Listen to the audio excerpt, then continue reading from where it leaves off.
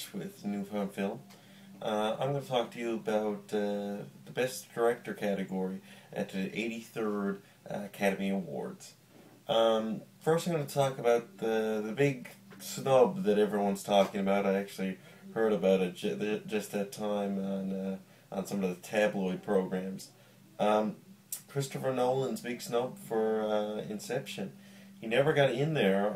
It is a strong category, but I'm really surprised. I thought this was his year, and he for not getting in there a few years ago with The Dark Knight, and then going back 10 years now with Memento. The same thing happened. He gets nominated at the Directors Guild Awards, and he doesn't make it in when it comes to the Academy Awards. That's happened 3 times now.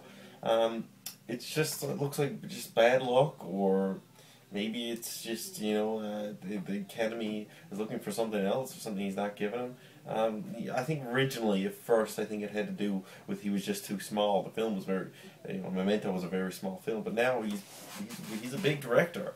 And maybe it might be exactly the opposite problem for him. He might be just too big. But I digress. I'm going to get into exactly who's nominated and why they're nominated. First, I'll start off with Darren Aronofsky. Black Swan.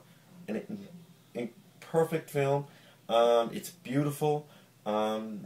Some people talk about its camp. I understand that. I get what they mean with it. Initially, I was kind of on that boat, but on a second viewing and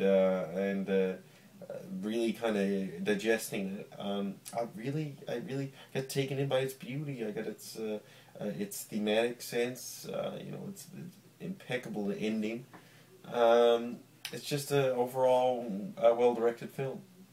It's a companion piece with the wrestler. 2 people trying to give up a lot for the art, and Aronofsky does it again.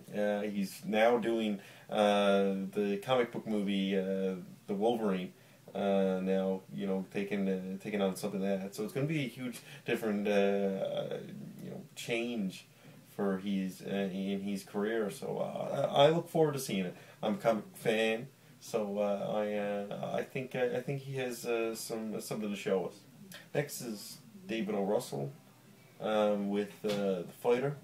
Now what David O. Russell got to talk about is he really pushed his actors a long way in this film. Christian Bale is perfect. He's excellent. Melissa Leo is really good. Amy Adams is perfect, and people often forget about Mark Wahlberg. Mark Wahlberg really put in his performance in there too. He was close to getting nominated too. I think Javier Bardem pushed out a few people, Ryan Gosling and Robert Duvall and Get Low. Anyways, next we have Tom Hooper's The King's Speech. Now, King's Speech, I think if we were to ever say a movie is only as good as your actors, this would be the movie to say it. You've got perfect actors. I mean, Colin Firth's performance is absolutely spectacular.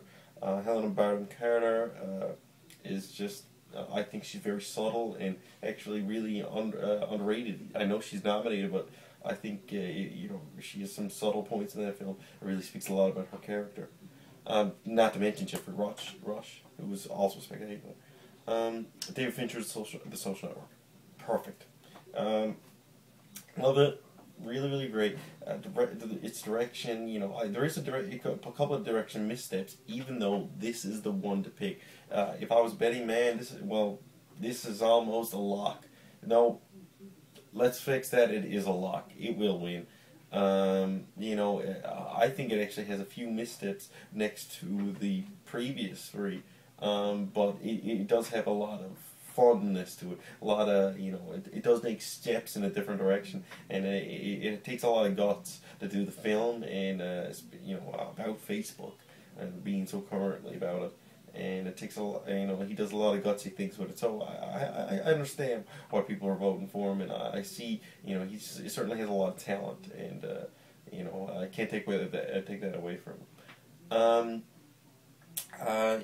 Joel and Ethan Coen. This is actually the one I have the most, most difficulty with. I love Joel and Ethan Coen, and last year my favorite film was A Serious Man.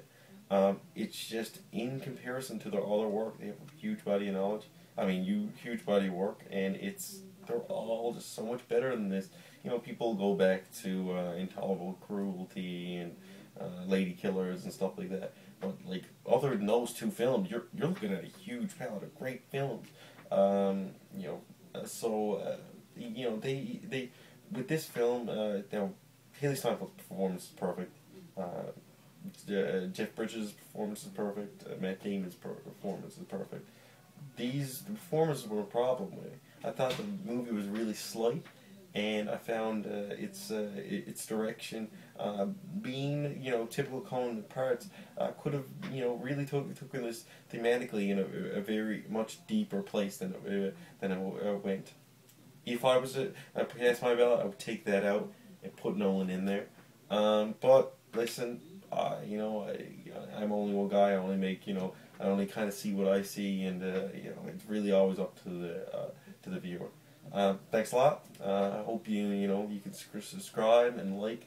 I'll put our website in the bottom bar. Thanks.